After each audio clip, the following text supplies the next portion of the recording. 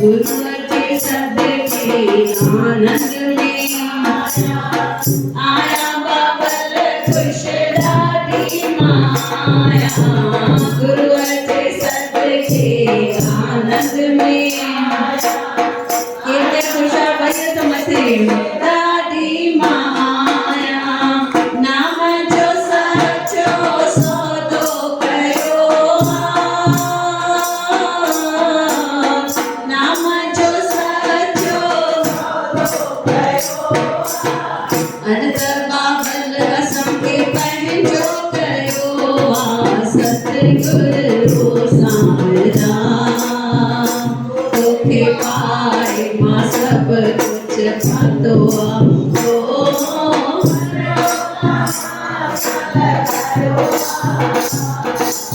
राधा मनाया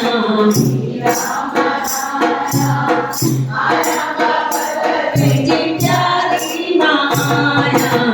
राधा मनाया आया बाबल जिंजारी माया। लालन तुझे लाड़े माया। लालन तुझे लाड़े माया। जेड़ी तेरी तुझी माया। सतगुरु सामरा तोखे पाए मां सब कुछ पातो। ओ मंडलो तमाशा लगायो। मां कुछ बोलो रात में मेरे पुत्र जो तबीयत खराब हुई देखी वो मां जवान रात में उठ जाऊं बोले न उठ जाऊं की कन्नम वो वडे को पूछा मन बराली को छड़ दे क्योंकि हाथ तो मैं मम्मी छोड़ जल्दी यो बनी वो मानी नु करे ना ना नौके में थक लग दे जाम थक लग दे मां जवान जे को हम लोग मालिक की मर्जी वाली बने कोल पर तुमने छोड़ के लेंगे में मां को छड़ मैं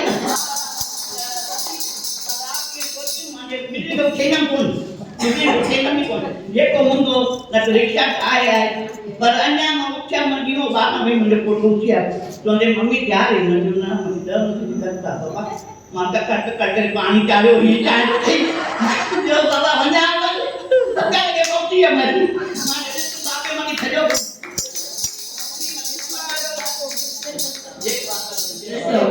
ताली असांखे हिकु कदम अॻिते वधाइण वारे बाबा 10 कदम कंहिंजे रूप में ईंदा बाबा ॾिसो साथ ॾिए थो।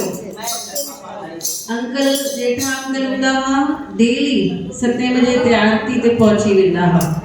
20-30 साल हिकु ॾींहुं बि मिस न कयो। अची करे डेली अरदास करे वेंदा हुआ।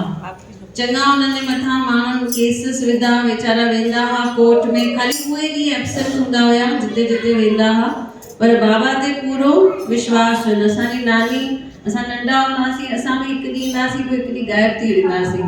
पोइ चवंदी ॾिसो जेठा अंकल खे नेम रखे थो न नेम में ताक़त अथव।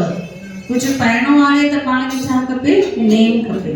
जिते बि वञो नेम। हाणे हर मंगल अचूं था इहो बि हिकु नेम आहे हा न। अगरि जेके डेली अचनि था शकू दीदी सीता भाभी ये डेली ईंदा आहिनि सभई आरती करण त जेको डेली जो नेम आहे उहो ॾाढो पावरफुल आहे।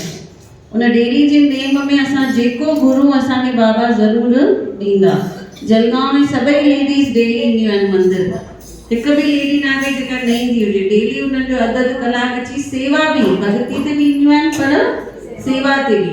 हिते विस्पति देग थींदी आहे छंछरु देग थींदी आहे। हिननि मां हिकु माण्हू बि न हूंदो आहे। भई अचणु खपनि न विस्पति बि अधु कलाक महीने में हिकु विस्पति अचो महीने में हिकु छंछरु अचो अची विरायो।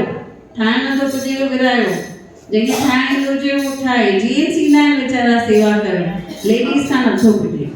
महीने में हिकु विस्पति ऐं हिकु छंछरु ऐं हिकु ॾींहुं महीने में फिक्स करो। भले व्हाट्सएप ते पंहिंजो नालो विझी छॾो भई अॼु आरती असां कंदासीं। हाणे दिसंबर में ईअं थियो 5-6 ॾींहं मंदिर में आरती थी न केरु हुयो ई न मंदिर में करण वारो। जेके 2-3 ॼणी वेंदियूं आहिनि हिकु हिते हुई हिकु हिते हुई हिकु हिते हुई हिकु। असां आयासीं वॉचमैन खां अची पुछूं पिया 9 बजे आरती हुई अची नहीं हुई। मम्मी वेही रही 9:30 बजे मम्मी सभु आरतियूं करे वरी घर वियासीं। त ईअं न थियणु खपे। पाण में सभु हिक ॿिए खे इंफॉर्म करूं भई अॼु जी आरती कंहिंजे मथां आहे, है न। ऐं सभई महीने में हिकु ॾींहुं हिकु डेट सभई ॿुधाए छॾियो भई 1 तारीख़ मां ईंदसि, 2 तारीख़ मां ईंदसि, हिकु डेट जंहिं ॾींहुं बर्थडे हुजेव उहा डेट खणो, है न। भई उहा डेट जी ड्यूटी मुंहिंजी। त इहे 3 ॼणियूं तयारु थियनि भई 3 ॾींहं हिते आरती ज़रूरु थिए, 31 ॼणियूं। त सुभाणे खां व्हाट्सएप में विझंदासीं। मां पुछंदसि कहिड़ी डेट 7 तारीख़ आहे ॿुधाइजो। वो 7 तारीख़ जी ड्यूटी हुनजी हूंदी।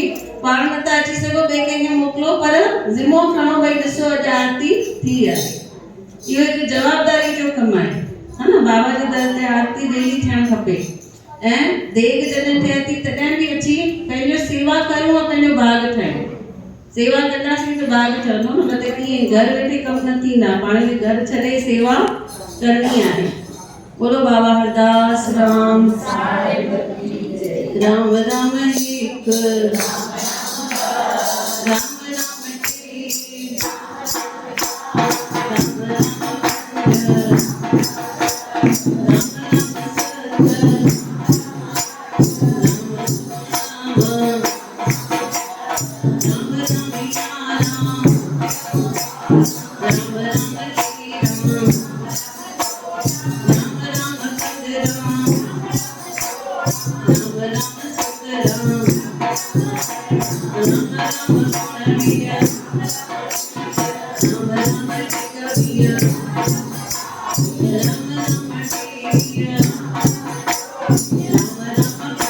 Yeah.